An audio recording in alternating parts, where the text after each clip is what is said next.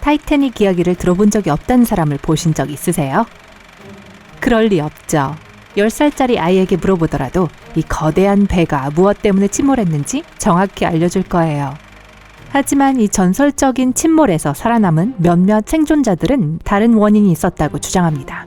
그 중 하나를 소개해 드릴게요. 그리고 놀랍게도 빙산과는 아무 상관이 없는 이야기랍니다. 아르메니아의 홍보 담당자인 바그히나크 뷰렛은 1912년 봄 25살이 됐습니다. 그는 자신의 회고록에서 세계에서 가장 유명한 배를 타고 미국으로 여행하면서 겪은 일들을 묘사했습니다. 막간 역사 퀴즈. 타이타닉이 사우샘프턴 부두를 떠났던 게 언제인지 기억하시나요? 1912년 4월 10일이라고요? 네, 맞아요. 다시 이야기로 돌아갈게요. 1912년 바그히나크는 유명한 아르메니아 작가인 자신의 아버지와 함께 몇 권의 책을 출판했습니다.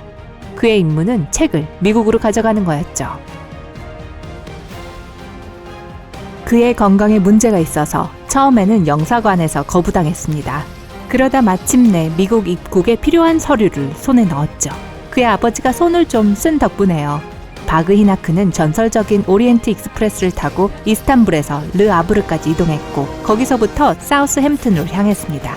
그는 신대륙으로 출발하는 가장 가까운 배가 모두에게 화제가 되고 있는 타이타닉이라는 것을 알게 됐죠.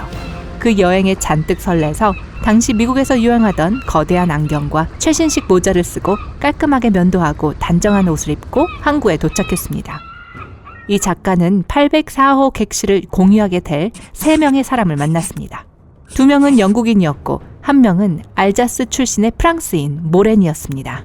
모렌과 바그히나크는 동갑이었고 바그히나크가 프랑스어를 유창하게 구사할 수 있었기 때문에 금방 친해졌습니다. 그들은 갑판, 배 안의 살롱, 바 및 도서관에서 함께 어울려 다녔습니다. 그들 중 누구도 침몰할 수 없는 배가 며칠 후 어떻게 될지 상상할 수 없었죠.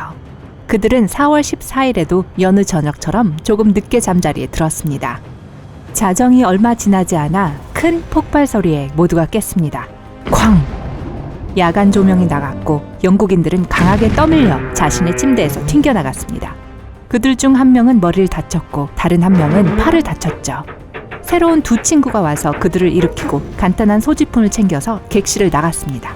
다들 결코 이 객실에 다시 돌아올 수 없다는 것은 까맣게 몰랐죠. 바그히나크는 자신의 여권과 가진 현금을 모두 챙겨갔습니다. 약 54달러가 있었죠. 뭔가 잘못된 건 분명했지만 복도는 조용했습니다. 젊은이들은 무슨 일이 일어나고 있는지 알아내려고 애썼습니다. 승무원들 중 누구도 말을 하려고 하지 않았지만 몇 분이 지나자 타이타닉이 물속으로 가라앉고 있다는 것을 부인할 수 없게 되었습니다. 바그히나크는 선원들이 구명보트를 꺼내고 있다는 것을 알아차렸습니다. 그리고 거기엔 여성과 아이들만 타라고 명령했습니다. 그래도 몰래 들어가려고 하는 남자들에겐 총을 발사하며 저지했습니다. 바그히나크와 모레는 서로를 쳐다봤습니다. 자신들에게 2가지 선택지가 있다는 것을 알았죠. 가라앉는 배에 남아 미래와 작별하거나 물속에 뛰어들어 살 방법을 강구해보거나요. 둘 다 살고 싶었고 수영도 잘했기 때문에 선택은 분명했습니다.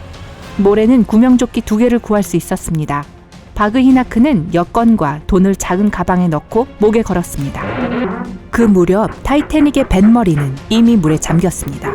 그들은 진짜 용기를 내야 했었을 거예요. 한번 상상해보세요. 여러분이 망망대해 한가운데서 침몰하는 배 안에 있고 당장은 아무도 여러분을 구하러 오지 않을 거라는 걸 알고 있어요. 그런 상황에서 감히 선뜻 바다로 뛰어들 용기를 낼 수 있는 사람이 얼마나 될까요? 자, 그렇게 바그히나크와 모레는 같이 바다로 뛰어들었는데 갑자기 파도가 치는 바람에 서로 떨어지게 되었습니다. 이게 상황을 더 나쁘게 만들었죠. 이런 재앙을 친구와 함께 헤쳐나가는 것보다 혼자가 더 무섭잖아요. 그날 저녁 북대서양의 물은 어느 점 이하였어요. 무시무시하게도 영하 2도였죠. 젊은 작가는 팔과 다리가 마비되는 것을 느꼈고 당연히 매 초마다 약해지고 있었죠. 구명조끼까지 잃어버려서 이제 살아남을 유일한 희망은 구명보트뿐이었습니다.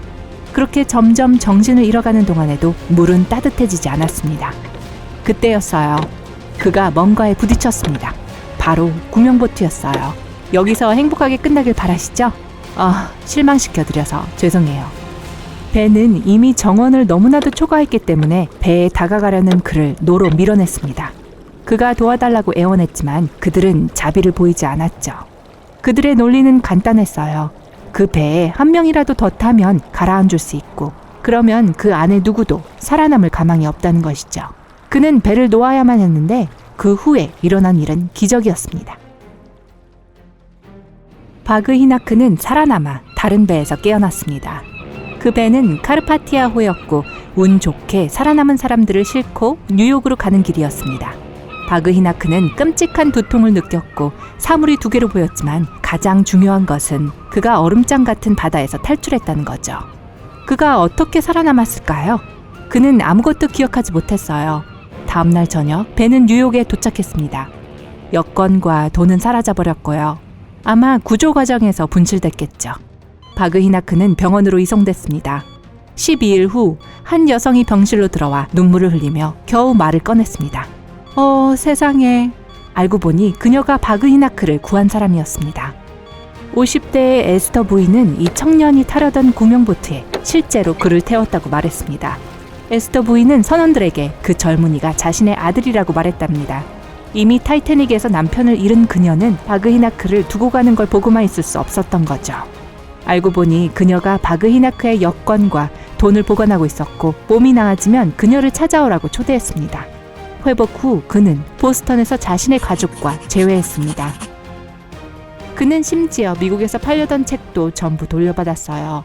책은 다른 배로 왔거든요. 바그히나크는 오랫동안 행복한 삶을 살았고 훌륭한 이야기꾼으로서 그가 겪은 사연들을 많은 사람들과 공유했습니다. 흥미로운 건 그는 타이타닉이 빙산에 부딪혔다는 걸 언급한 적이 없으며 항상 큰 폭발에 대해 이야기했다는 겁니다. 그가 말한 것이 사실이라면 뭔가가 거대한 폭발을 일으켰을 겁니다. 화재 때문에 폭발이 일어날 수도 있는데 사실 그 이론을 믿는 사람들도 많습니다. 선체에 있던 석탄에 불이 붙었다고 하죠. 불은 배가 출발하기 훨씬 전에 시작되었을 것이고 그것을 끌 방법이 없었던 거고요. 타이타닉은 여전히 불씨가 남아있는 채로 출발해야만 했고 불길이 선체를 너무 약화시켜서 빙산과 부딪혔을 때 견디지 못한 겁니다. 이 이론의 지지자들은 항구를 떠나는 타이타닉의 사진을 그 증거로 꼽습니다. 선체에 거대한 어두운 자국이 있다는 거죠. 비록 그게 사실이라고 하더라도 불 때문에 폭발이 일어났는지는 명확하지 않습니다. 그리고 이 이론의 지지자들도 빙산이 있었다는 사실을 부정하지는 않습니다. 폭발이 있었다고 설명한 또 다른 이론에선 타이타닉 침몰이 독일의 유보트와 관련이 있다고 주장했습니다. 사실 선체의 깊은 곳에서 나는 폭발음을 들었다고 얘기한 생존자가 아르메니아 작가만이 아니라는 겁니다. 게다가 그들은 타이타닉이 침몰한 직후 어떤 선박에서 수색등이 비치는 것을 보았다고 주장합니다. 그 배는 서둘러 구조하러 온 게 아니었습니다. 어쩌면 수면으로 올라온 잠수함일 수도 있습니다. 자신들이 전설적인 배의 한 일을 확인하러 온 거죠. 하지만 이 이론은 여러 가지 이유로 가능성이 매우 희박합니다. 우선 아시다시피 타이타닉은 1912년에 침몰했는데 그때는 여전히 평화의 시기였습니다. 세계 어느 나라도 아무 이유 없이 수천 명의 사람들을 죽이고 다른 나라를 도발하지 않았을 겁니다. 두 번째로 유럽의 유보트가 그 당시에 그렇게 멀리 갈 수 없었습니다. 그리고 그 지역에 주둔할 수도 없었고요. 단순히 말해 그렇게 오랜 시간 동안 거기에서 살아남을 수 없었습니다. 마지막으로 잠수함이 야간에 빠르게 움직이는 표적을 타격하는 것은 오늘날에도 여전히 어려운 일인 만큼 1912년에는 기본적으로 불가능한 일이었습니다. 그런 비극에서 살아남은 사람이 무슨 일이 일어났는지 혹은 일어나지 않았는지를 정확히 기억할 수 있다고 말하기는 어려울 겁니다. 과학자들이 언젠가는 타이타닉을 둘러싼 모든 미스터리를 설명할 수 있었으면 좋겠네요. 여러분은 폭발이 타이타닉을 파괴했다는 것을 믿으시나요? 그리고 빙산이 전혀 없었다는 것도요. 아래 댓글로 알려주세요. 오늘 새롭게 알게 된 것이 있다면 영상에 좋아요를 누르고 친구와도 공유해주세요. 잠깐, 아직 가시면 안 돼요. 여러분이 확인해야 할 2000개 이상의 멋진 영상이 기다리고 있습니다. 왼쪽, 오른쪽 중 하나를 클릭하고 즐겁게 감상하기만 하시면 돼요. 밝은 면에 머무르세요.